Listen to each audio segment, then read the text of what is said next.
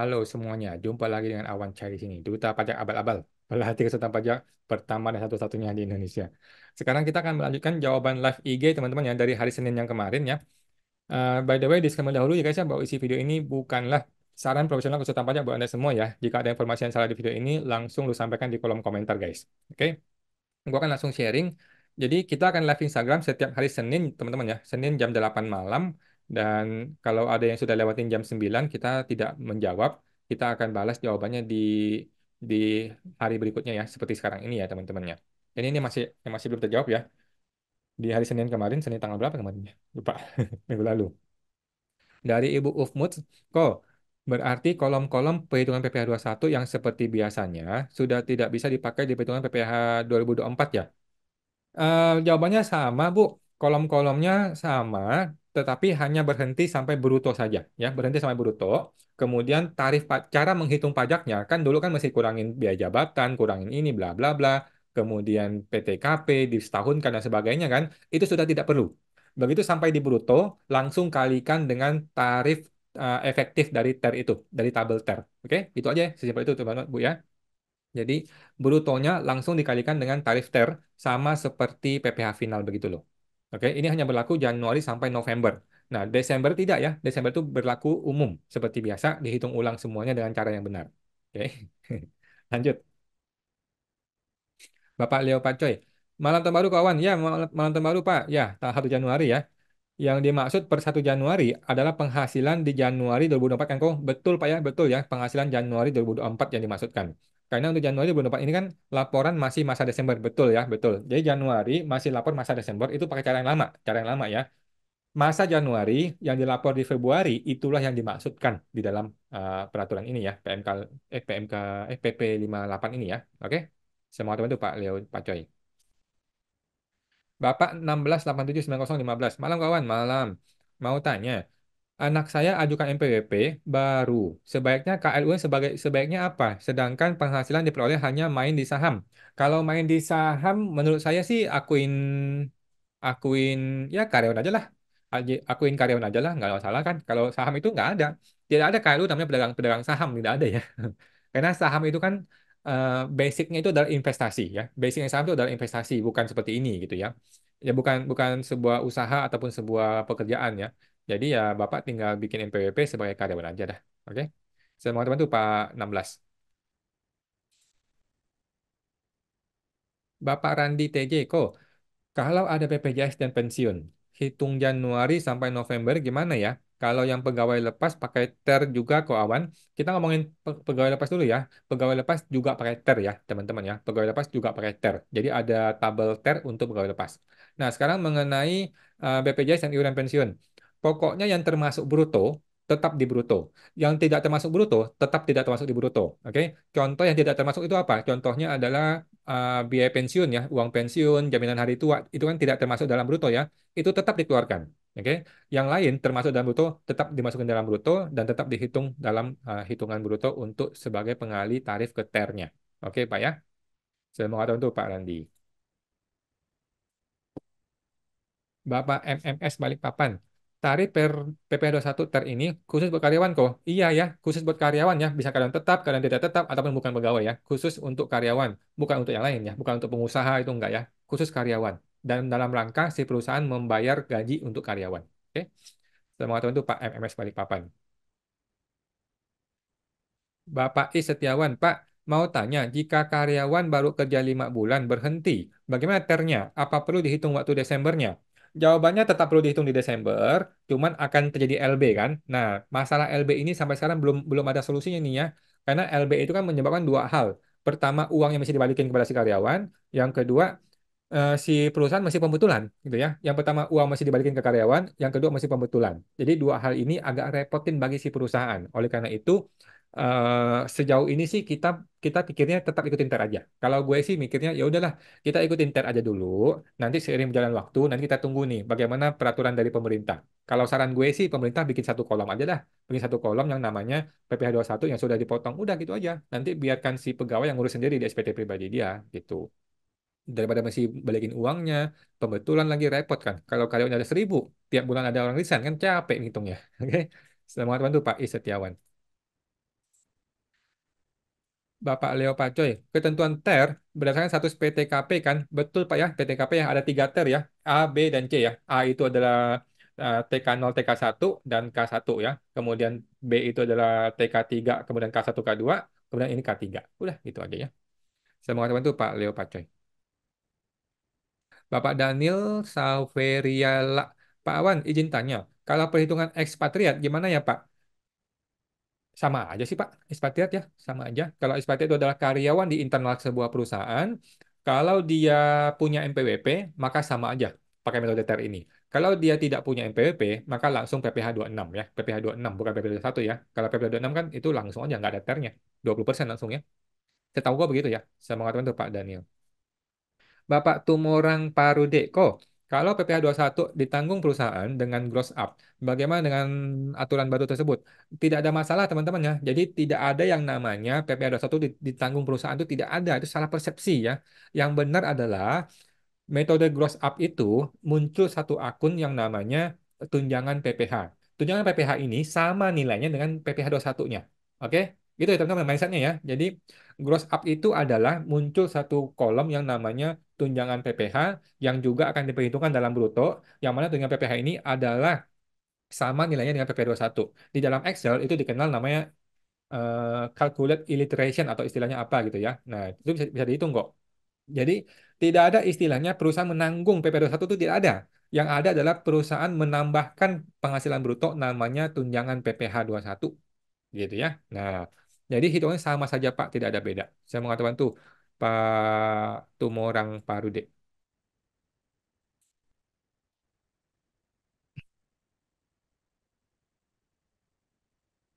Oke, Ibu Noviani Lucia, PPh satu atas jasa notaris, apakah juga ikut tarif yang baru? Jasa notaris ya, jadi kan jasa notaris kan pasti akan dianggap sebagai bukan karyawan ya. Kalau kategori bukan pegawai, maka langsung dipotong bruto kalikan 50% kalikan tarif PPh agresif, PPh OP progresif gitu ya. Bruto kalikan 50% kalikan PPh progresif, tarif progresif ya, yang 5%, 15%, 25% gitu. Itu aja sih Bu. Jadi ini tidak ada ternya, tetapi dihilangkan akumulatif dan dihilangkan PTKP.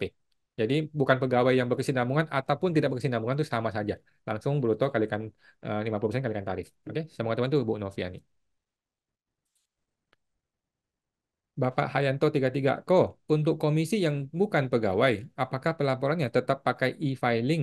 Jika pakai tarif PPh pasal 17 tidak pakai TER. Tetap Pak ya, tetap pakai e-filing.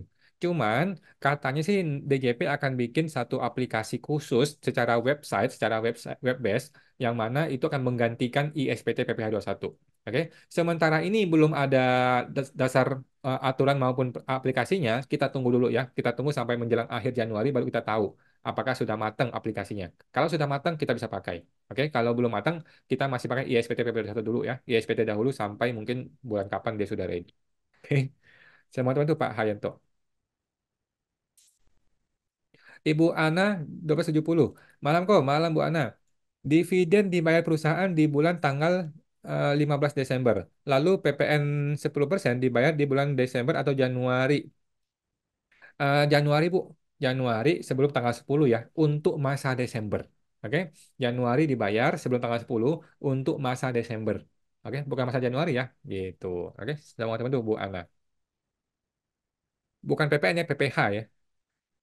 Bapak Hayanto 33. Kawan, kalau UMKM 0,5%, apakah wajib harus bikin surat keterangan?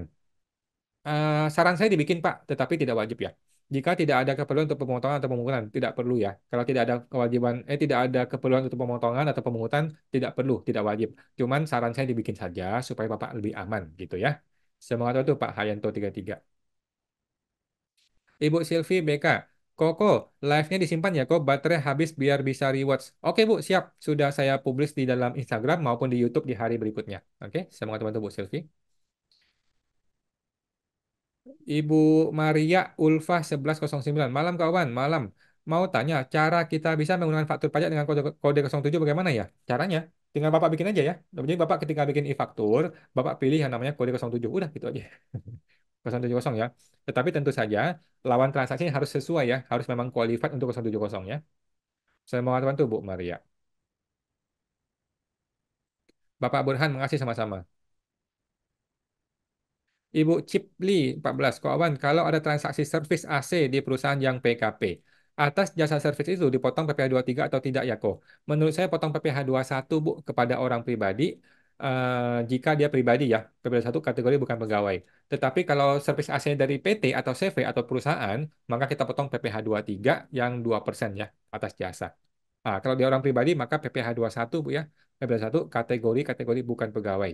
Oke? Semua itu Bu Cipli.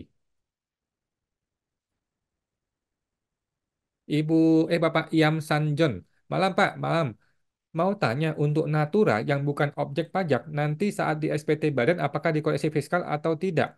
Natura yang bukan objek pajak, nanti dikoreksi fiskal. Oh tidak Pak ya. Jadi Natura mau dia kena PPh satu ataupun tidak kena PPh satu, tetap boleh dibiayakan. Itu yang gue pahami, teman-teman ya. Jadi sudah tidak ada lagi yang namanya Natura dikoreksi fiskal itu udah nggak ada. Natura itu boleh dibiayakan. Nah, tinggal ditentukan dia objek atau bukan objek PPh satu. Itu aja, simpel ya. Nah, semua itu Pak Sanjung.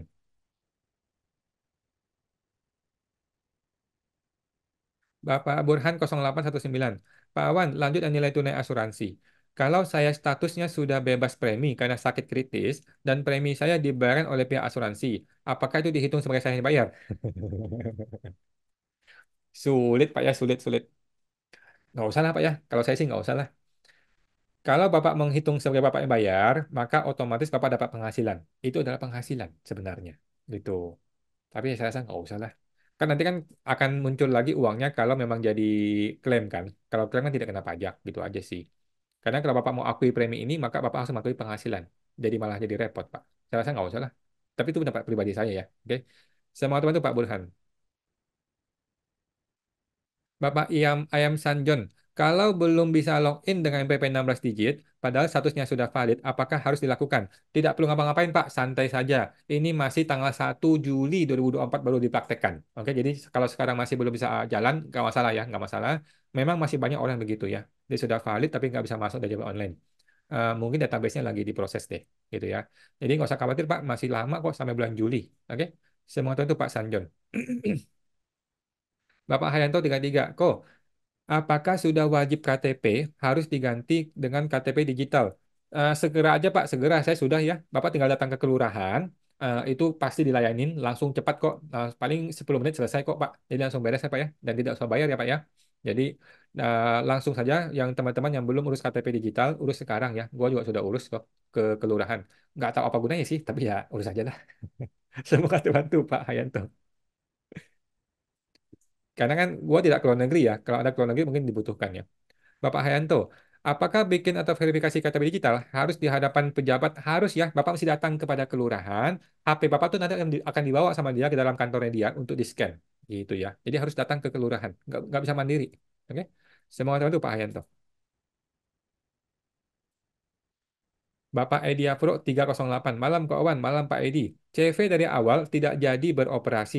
Sekarang lapor nihil terus tiap tahun. Oke.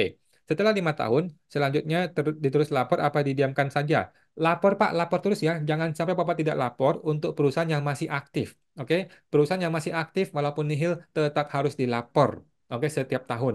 Kenapa? Kalau nggak lapor nanti ada denda 1 juta per tahun kan sayang gitu ya. Oke. Semua itu Pak Edi.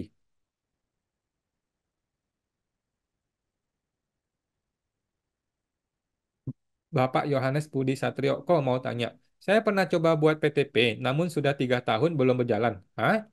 Mana ada PTP 3 tahun? Emang udah? Dan belum pernah laporan. Apa yang harus saya lakukan? Yang pertama, Ibu laporkan untuk SPT 2023. Oke, 2023 ya. SPT 2023 kan masih belum kadaluarsa nih. Masih masih ada waktu sampai bulan April kan? Ibu laporkan sekarang. Oke, laporkanlah untuk masa SPT 2023. Untuk 2022, 2021, 2020 eh, kalau ibu mau lapor boleh, tetapi kan muncul denda ya. Akan muncul denda 1 juta per tahun. Kalau ibu nggak mau lapor ya udahlah nggak usah lapor dulu lah. Kalau nanti dipanggil baru lapor gitu kan, atau bilang nggak tahu nggak ngerti gitu. Tetapi yang 2023 laporkan ya, karena kan masih ada waktu sampai bulan April. Laporkanlah dalam kondisi nihil 00 semua. Ya wajib dilapor ya. Ini adalah sebuah PT, sebuah badan. Kalau nggak lapor denda 1 juta setahun kan sayang. Mending beli bakso kan. Jadi laporkanlah Pak Bu ya untuk tahun 2023 dulu. Yang 2022 sudah terlambat, ya silakan mau lapor boleh. Semua teman tuh Pak Yohanes. Bapak Iwan, sama-sama, terima kasih. Bapak Hayanto, saya pernah lihat kok ada yang bisa tersedia menu PPH SPT 21 pada Bupat Unifikasi. Iya memang lagi dibuka tetapi masih belum ready. Tapi di Bupat Uni saya kok tidak ada menu PP 21 tapi 2326. Iya Pak. Jadi kedepannya akan digabung ke sana untuk PP 21 ya. Sedang disiapkan sistemnya, belum ready. Kita tunggu aja Pak ya. Katanya sih sebelum akhir Januari sudah ready ya. Mudah-mudahan ya. Oke, kita tunggu aja Pak. Bapak Randi, terima kasih sama-sama. Oke, petun, petun. Petun sedang jalan ya. Bapak McGiver, saya lihat penerapan pembukuan yang baik sesuai dengan perpajakan. Untuk desain pembukuan, saya harus konsultan apakah? Gimana, gimana? Bapak bisa datang ke ini Pak, ke sebenarnya sih gini, hampir semua software accounting itu sudah ready, sudah siap pakai, dan sudah sesuai perpajakan kok. Nggak ada masalah sebenarnya. Cuman kalau Bapak mau setting cowoknya itu persis seperti yang di pajak, itu gue sudah bikin, cuman gue juga belum bisa sharing karena masih belum lengkap ya.